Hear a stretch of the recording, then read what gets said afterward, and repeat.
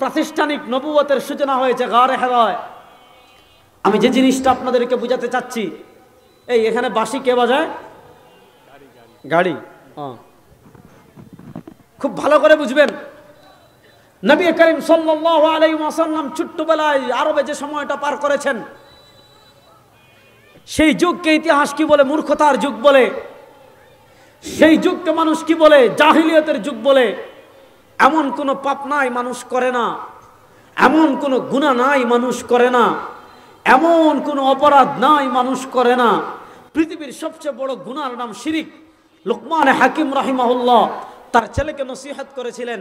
কি নসিহত করেছিলেন? ইয়া বুনাইয়া, বড় আদরের ডাক দিয়ে বলেছেন। আপনি বলে হেই অমুকের বুলা অমুক, তাহলে কিন্তু আপনি পরে যে কথাটা বলবেন এ কথা কিন্তু হৃদয়ে রেখাপাত করবে না। এই জন্য আপনি যখন নসিহত করবেন, নসিহতের ভাষা হতে হবে মুলায়েম। একটা হলো আপনি যখন দলিল খণ্ডন করবেন, মুনাজারা করবেন, বিতর্ক করবেন, সেটা ভিন্ন মাসআলা। কিন্তু যখন আপনি দাওয়াত দিবেন, দাওয়াতের ভাষা হবে মুলায়েম। নবী করিম সাল্লাল্লাহু আল্লাহ রাব্বুল আলামিন লুকমান হাকিমের ভাষা পবিত্র কোরআনে বড় সুন্দর করে তুলে ধরেছেন। পবিত্র কোরআনে বড় স্পষ্ট ভাষায় বলেছেন। লুকমান হাকিম তার ছেলেকে সুন্দর করে বলছেন, ইয়া বুনাইয়া, ও আমার আদরের ছেলে। আগে এই অমুকের বুলা অমুক, ওই জানোয়ার, ওই অমুকের বুলা অমুক। আপনি রাগ মুখ টুক রাগ করে কথা বললে সে বিগড়ে যাবে। কিন্তু কত সুন্দর করে তিনি ডাক দিয়েছেন, ইয়া বুনাইয়া, ও আমার বেটা, ও আমার ছেলে, লা তুশরিক বিল্লাহ। দুনিয়াতে শয়তান তো তোমার রগরেশার সাথে প্রবাহিত। বুখারীতে আসছে, ইন্নাশ শাইতানা ইয়াজরি কামা জারাদ দামি। তোমার শরীরের রগরেশা দিয়ে যেমন রক্ত প্রবাহিত হয়, নবী করিম সাল্লাল্লাহু আলাইহি ওয়াসাল্লাম বলেছেন, শুনো, ইন্নাশ শাইতানা ইয়াজরি কামা জারাদ দামি। তোমার শরীরের রগরেশা দিয়ে শয়তান প্রবাহিত। শয়তানের প্ররোচনায় পড়ে তুমি গুনাহ করতে পারো, তোমার গুনাহ হয়ে যেতে পারে। কিন্তু শুনো, একটা গুনাহ থেকে সবসময় বেঁচে থাকবা, একটা গুনাহ থেকে সবসময় পরহেজ করবা। এই গুনাহ জীবনে করবা না। সেই গুনাহ কি? ইয়া বুনাইয়া লা তুশরিক বিল্লাহ, ও আমার ছেলে পৃথিবীতে কখনো শিরিক করবে না। ইয়া বুনাইয়া, ও আমার আদরের ছেলে, লা তুশরিক বিল্লাহ, আল্লাহর সাথে শিরিক করবে না। কেন শিরিক না করার কারণ কি? ইন্না শিরকা লাযুলমুন আযীম। দুনিয়ার সবচেয়ে অন্ধকার, দুনিয়ার সবচেয়ে ভয়াবহ, দুনিয়ার সবচেয়ে পাপের বিষয় হলো শিরিক। দুনিয়ার সবচেয়ে বড় গুনাহের নাম শিরিক। এজন্য আল্লাহ কোরআনে বলেন, ইন্নাল্লাহা লা ইয়াগফিরু আন ইউশরাকা বিহি ওয়া ইয়াগফিরু মা দুনা যালিকা লিমান ইয়াশা। ইন্নাল্লাহা লা ইয়াগফিরু আন ইউশরাকা বিহি, আল্লাহ রাব্বুল আলামিন কখনো শিরকের গুনাহ মাফ করেন না। আল্লাহ শিরকের গুনাহ মাফ করেন না। ওয়া ইয়াগফিরু মা দুনা যালিকা লিমান ইয়াশা। শিরিক ছাড়া যত গুনাহ আছে আল্লাহ চাইলে মাফ করে দিতে পারেন, তওবা ছাড়াও। কিন্তু কেউ যদি শিরিক করে ফেলে, তাহলে আল্লাহ আবার পুনরায় কালেমা পড়ে যতক্ষণ মুসলমান না হয়েছে, আল্লাহ সে শিরকের গুনাহ মাফ করেন না। খুব মনোযোগ দিয়ে কথা বুঝবেন, খুব মনোযোগ দিয়ে কথা বুঝবেন। নবী করিম সাল্লাল্লাহু আলাইহি ওয়াসাল্লাম প্রাতিষ্ঠানিক নবী হওয়ার আগে যে 40 বছর পার করেছেন, খুব মনোযোগ দিয়ে বুঝেন। এই যুগে মানুষ সবচেয়ে বড় গুনাহ কোনটা?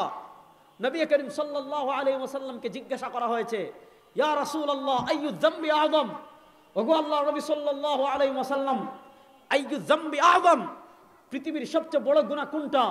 নবী করিম সাল্লাল্লাহু আলাইহি ওয়াসাল্লাম, নবী করিম সাল্লাল্লাহু আলাইহি ওয়াসাল্লাম জবাব দিয়েছেন, পৃথিবীর সবচেয়ে বড় গুনাহ হলো আন তাজআলা লিল্লাহি নিদ্দা। পৃথিবীর সবচেয়ে বড় গুনাহ হলো আন তাজআলা লিল্লাহি নিদ্দা, আপনি আল্লাহর সাথে কাউকে শরীক করবেন। ওয়া হুয়া খালাকাক, অথচ তোমাকে সৃষ্টি করেছেন আল্লাহ। অথচ আমাদেরকে সৃষ্টি করেছেন কে? আল্লাহ। আপনাদেরকে তো জোরে বলেন, আমাদেরকে সৃষ্টি করেছেন কে? আল্লাহ। জোরে বলেন, আল্লাহ। আমাদেরকে সৃষ্টি করেছেন কে? আল্লাহ। আন তাজআলা লিল্লাহি নিদ্দা, তুমি আল্লাহর সাথে কাউকে শরীক করবে। ওয়া হুয়া খালাকাক, অথচ তোমাকে দুনিয়াতে সৃষ্টি করেছেন আল্লাহ। তো আরবের মানুষ সবচেয়ে বড় যে গুনাহ শিরিক করত, কতটা শিরিক করত শুধু এটা বোঝার জন্য এতটুকু যথেষ্ট। কাবা ঘরে তারা 1 2 3 4 5 6 7 8টা না, 360টা মূর্তি বানিয়ে রেখেছে।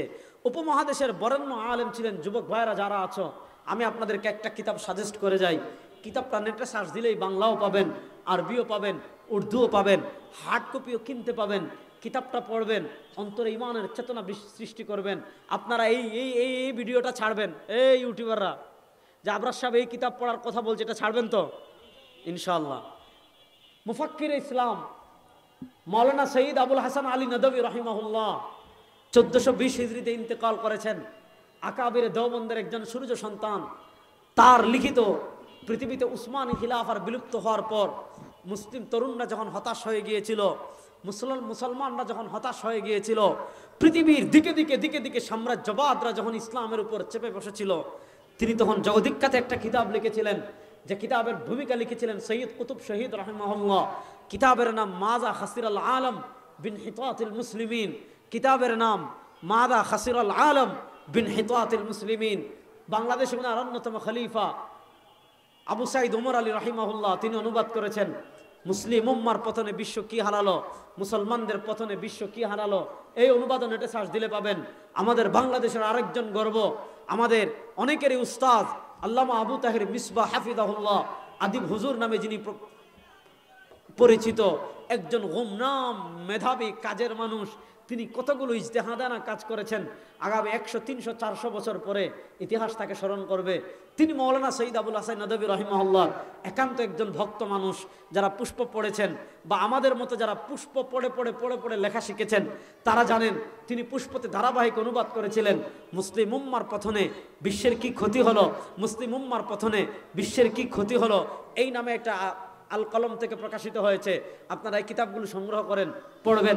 মাওলানা সৈয়দ আবুল হাসান নদভী রাহিমাহুল্লাহ ইসলাম পূর্ব যুগে পৃথিবীর অবস্থা কি ছিল, বড় শানদার ভাষায় একটা আছে লেখা, আরেকটা হলো হৃদয়ের অশ্রু কলমের কালি দিয়ে লেখা। মাওলানা সৈয়দ আবুল হাসান আলী নদভী রাহিমাহুল্লাহ মাযা খাসিরাল আলম বিন হিতাতিল মুসলিমিনে, তার হৃদয়ের যে অশ্রুটা আছে, হৃদয়ের যে তোমার উত্তাপটা আছে, উম্মার প্রতি যে দরদটা আছে, ওই দরদটা তিনি কলমের কালিতে কি করেছেন, ফুটিয়ে তুলেছেন। এই বইটা সংগ্রহ করে অথবা নেট থেকে ডাউনলোড করে পড়বেন তো সবাই ইনশাআল্লাহ। কথা কয় না রে, পড়বেন তো সবাই ইনশাআল্লাহ। নবী করিম সাল্লাল্লাহু আলাইহি ওয়াসাল্লাম শুধু এতটুকু বুঝেন যে তিনি যেই যুগে বসবাস করতেন, ওই যুগে কাবা ঘরে মূর্তি 360টা, যে ঘরটা পৃথিবীর প্রথম ঘর। ইন্না আউওয়ালা বাইতুম মুদিআ লিন-নাসি লাল্লাযী বিবাক্কাতা মুবারাকা ওয়া হুদাম ওয়া রাহমাতুল লিল আলামিন। হাফিজ সাহেব না হয় একটু পেছ লাগছে, সমস্যা নাই, হাফিজ হয়ে যাব ইনশাআল্লাহ, হাফিজ হয়ে যাব ইনশাআল্লাহ। আমার আব্বাজান, আমার ভাই আমার আব্বার কথা বলেছে, এটা তাহদিসে নিয়ামত হিসাবে বলছি। আমার আব্বাজান শেখুল হাদিস আল্লামা কুতবুদ্দিন রাহিমাহুল্লাহ, উনি একবার কারাগারে গিয়েছেন। তো আলেমরা তো জেলে কারাগারে যাই, যারা দিনের কথা বলে, হকের কথা বলে, তারা তো যাবেই। আল্লাহ রাব্বুল আলামিন আমাদের যারা এখনো বন্দী আছেন, আল্লাহ রাব্বুল আলামিন অতি শীঘ্রই আবার তাদেরকে দাওয়াতের মাঠে ফিরে আসার তৌফিক দান করুন। আমার আব্বা একবার গিয়েছিলেন, ওনার সাথে বাংলাদেশের বড় বড় আলেমরা ছিলেন। এর ভিতর একজন হলেন, আপনি যখন নিয়েতে যাবেন, এই যে ময়মনসিংহ বড় মসজিদ বিশাল একটা মাদ্রাসা আছে, আল্লামা আব্দুল হক রাহিমাহুল্লাহ, ওই মাদ্রাসার কি এখন মুহতামিম, খুবই স্নেহ করেন আমাদের। কারণ তিনি আমার আব্বার হাত, ছোটোবেলায় আমার আব্বার কাছে পড়েছিলেন, তার থেকে লেখা নিতেন, তিনি আমাকে বলেছেন। তো ওনার উস্তাদ, ওই মাদ্রাসার প্রতিষ্ঠাতা যিনি আল্লামা ফয়জুর রহমান, অনেক বড় বুজুর্গ ছিলেন। উনি আর আমার আব্বা একসাথে কারাগারে ছিলেন। এবার রমজান মাস আসছে, উনি তো অনেক বড় মানুষ, অসুস্থ, এখন তো তারাবি পড়তে হবে। তিনি কিন্তু হাফিজ, তিনি তো পড়াতে পারবেন না। এখন কি করেছেন, আমার আব্বা আবার হাফিজ না, তখন কিন্তু যুবক মানুষ, বলেছেন এক কাজ করো, তুমি তারাবি পড়ানোর নিয়ত করো। তিনি কিন্তু হাফিজ না, বলছেন আপনি আমার জন্য দোয়া করেন, যদি হয় তাহলে তো হয়ে যাবে, বুঝছেন। ঠিক আছে, আমি দোয়া করলাম, তুমি শুরু করো। প্রত্যেক দিন 1 পারা 1.5 পারা হিফজ করতেন, দিনে রাত্রে তারাবি পড়াতেন। প্রতিদিন 1 পারা 1.5 পারা হিফজ করতেন, রাত্রে তারাবি পড়াতেন। 27 দিনে পুরা কোরআনের হাফিজ হয়ে গেছেন, বুঝছেন। তো এটা এরকম যে আমার আব্বার মেধাটাও অনেক ভালো ছিল, এটা আল্লাহর দান। আল্লাহ চাইলে, মানে আল্লাহ চাইলে হতে পারে। এরকম আছে আরো কম দিনে হয়েছে, ঠিক আছে। আমার তো মাত্র 27 দিনে একেবারে তিনি কি করেছেন, হাফিজ হয়ে গেছেন। আল্লাহর কারিশমা হলো, তিনি ওই যে 27 দিনে হাফিজ হয়েছেন। এরপরে আরো কয়েক বছর তিনি, তখন তো যুবক ছিলেন, এরপরে আরো কয়েক বছর তিনি কি করেছেন, তারাবি পড়িয়েছেন। এটা মানুষের গুণ না। কোরআন যে আল্লাহর কালাম, কোরআন যে কালামুল্লাহ, কোরআন যে ঐশী গ্রন্থ, এত বড় কিতাব মানুষ 27 দিনে হিফজ করে ফেলছে। আমাদের আরো অনেক আলেম আছেন আরো কম দিনে হিফজ করেছেন।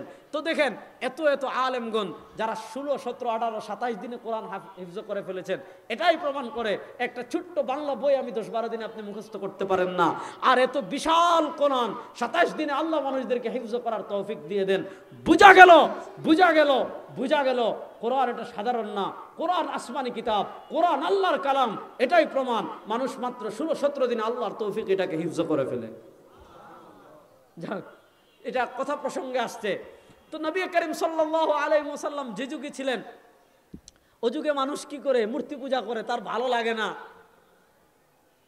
যে ঘরকে আল্লাহ প্রথম বানিয়েছেন, ইন্না আউওয়ালা বাইতুম উযিআ লিন-নাসি লাল্লাযী বিবাক্কাতা মুবারাকাম ওয়া হুদাল লিল আলামিন, এই পেজ থেকে আসছে। যেই মক্কাকে আল্লাহ পৃথিবীর প্রথম ঘর বানিয়েছিলেন, সেই কাবা ঘরে 360টা মূর্তি বানিয়ে রেখেছে।